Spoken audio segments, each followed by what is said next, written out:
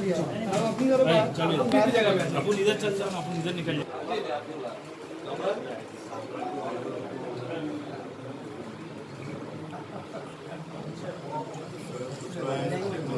एक ही भेज दे रहा हूं, अंदर भेज रहा हूं, अंदर दूसरा आइए आप अंदर अंदर।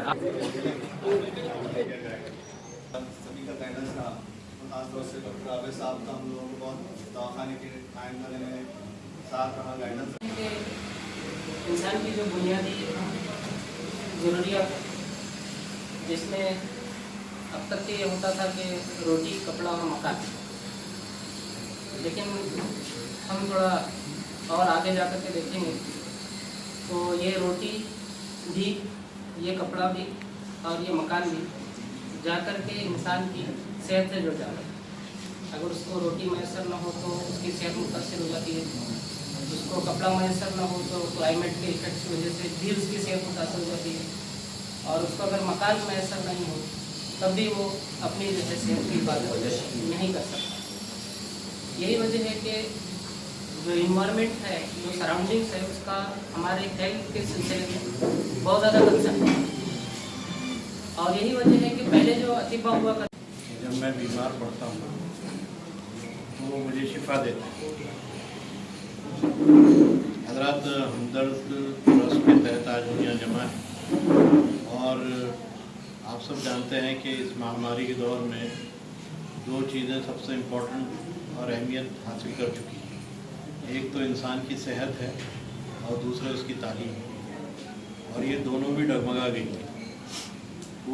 पूरी दुनिया का स्ट्रक्चर चरमरा गया है हेल्थ के ताल्लुक से और एजुकेशन के ताल्लुक से।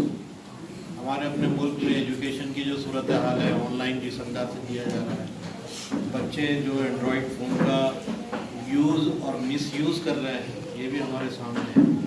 हमारे वालिदैन जो रात दिन मेहनत करते हैं, वो बच्चों को कैसे पढ़ाना चाहते हैं, कैसे नहीं, ये बहुत ज़्यादा क्लैरिटी 2 साल में नहीं।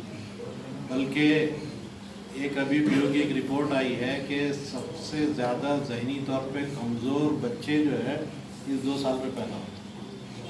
उनको प्रॉपर जो है गाइडलाइंस, प्रॉपर जो है फिज़िकल लेवल पे उनको एजुकेशन मिल नहीं पा रहा है, वो स्कूल नहीं जा पा रहे हैं, मोहल्ले के अंदर में खेल कूद, घर में रहने से जो मसाइल पैदा हो रहे हैं, ये तमाम मसाइल जो है जिन वजूहत से पैदा हो रहे हैं, उसकी वजह से उनकी मेंटल जो ग्रोथ है वो नहीं प्रॉपर हो रहा है। या तो बड़ों में रहकर बड़ी बातें कर रहे हैं, या गलत सोबत में रहकर गलत लाइन इख्तियार कर रहे हैं। जो हम उम्र लोगों के अंदर ग्रोथ होता है, बच्चों को नहीं होता। तो एक बात तो ये है कि एजुकेशन सबसे ज़्यादा ढांचा चरमरा गया है, और दूसरे हेल्थ के अंदर सारा ढांचा चरमरा गया है। अभी तक ये महामारी की क्या दवा है अभी डिसाइड नहीं, अभी तक नहीं। सब सिस्टमेटिक जो सिम्टोमेटिक देते हैं, जैसा बुखार आया दे दो, खांसी हुई दे दो, अगर हाथ पैर दर्द हो रहा है उसकी दे दो। कोई दवा फाइनल अब तक नहीं है, वैक्सीन भी फाइनल नहीं है। जो जानवरों के ऊपर किया जाना चाहिए तजुर्बा, वो इंसानों पर हो रहा है, क्योंकि ये पीरियड हमको मिला ही नहीं है, जिसकी वजह से वैक्सीन का तजुर्बा हम जानवरों पर कर सकें। उससे पहले इंसानों पर और उससे ज़्यादा बच्चों पर अब शुरू करने का मंसूबा है। तो ये दोनों जो डिपार्टमेंट है वो चरमरा गया है, और आप देखते हैं कि इसमें इकोनॉमिकली, माशी तौर पर, सियासी तौर पर और माशरती तौर पर जो असरात पड़े हैं कि ये महामारी ने जिस अंदाज से लोगों को कि बाप का जनाजा रखा है, बेटा जा नहीं सकता, बेटा जो है उसको उठा नहीं सकता है, या रिश्तेदार जो है कोई पेशेंट से मिल नहीं सकते हैं, उसकी काउंसलिंग नहीं कर सकते हैं। ये जो सोशल डिस्टेंसिंग का जो मामला रखा है, उसने तो सारे माशरती रिश्तों का जनाजा निकाल दिया।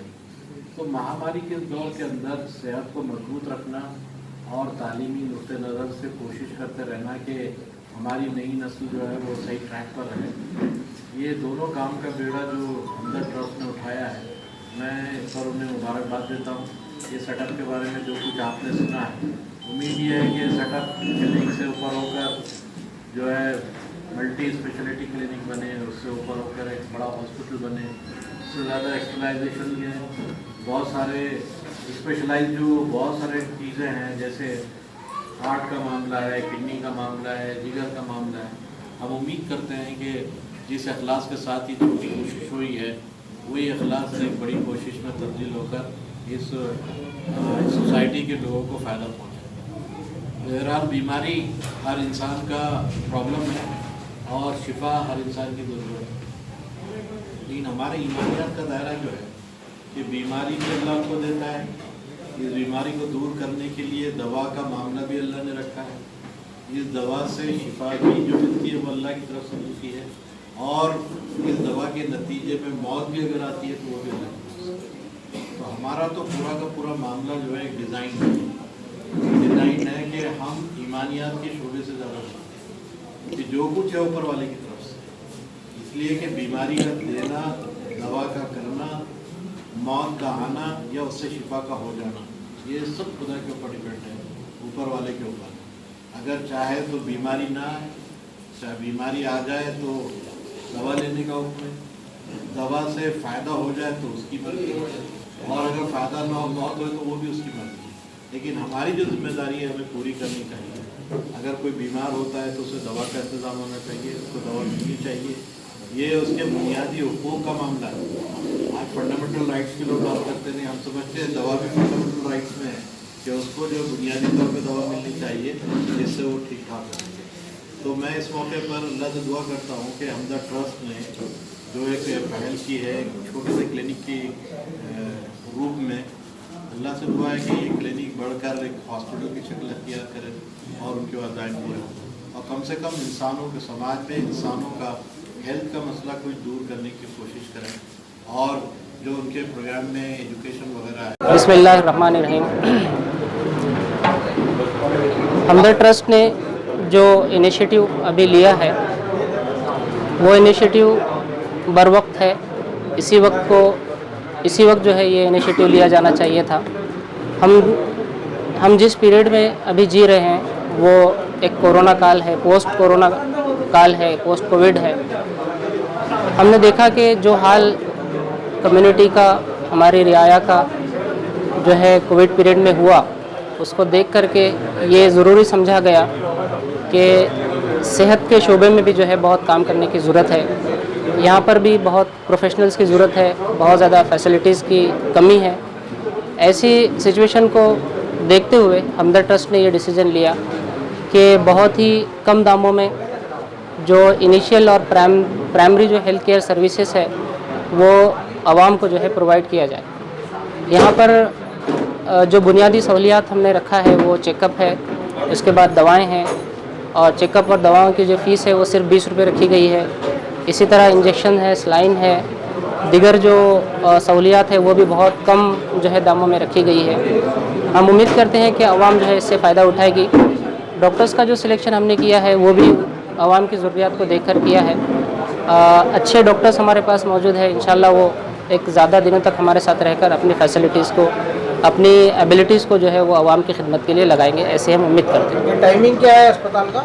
यहाँ 2 शिफ्ट में रखा गया है, सुबह 10 से 1 बजे तक के हैं और शाम में जो है 7 से 10 बजे तक के हैं। ये इलाका कौन सा है? ये इलाका है मंजूरपुरा नूरानी मस्जिद इलाका है। आपका नाम डॉक्टर? मैं doctor Syed Abidur Rahman, MD in Unani medicine, assistant professor department of dermatology and cosmetics, Yunus Fazlani Unani medical college Kurukshetra. Aurangabad की तरफ से ये आज इसका इफ्तिताह किया गया है दक्कन क्लिनिक का। हमारा जो मकसद है कि गरीबों को ज़्यादा से ज़्यादा इस क्लिनिक से फ़ायदा हो।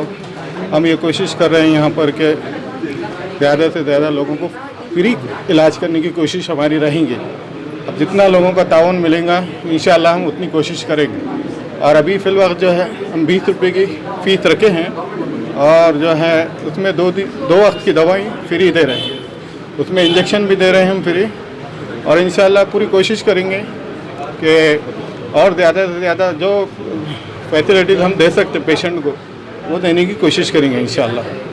जज़ाकल्लाह। आपका नाम? मोहम्मद कामरान अली खान, मैं अभी ट्रस्ट का जिम्मेदार हूँ। मेरे साथ सेक्रेटरी अमजद कादरी साहब है, जावेद इकबाल साहब हैं, और ये सभी लोगों के ताउन से हम लोग आगे बढ़ रहे हैं और कोशिश कर रहे हैं कि ज़्यादा से ज़्यादा काम करने की कोशिश करें। डॉक्टर आबिद साहब हमारे साथ हैं और उन्होंने भी मुसलसिल इसमें लगे कि आवाम की किस तरीके से खिदमत की जाए। और उसमें इंशाअल्लाह हम अल्लाह से दुआ करते कि अल्लाह ताला हमको इसमें कामयाबी अता करें।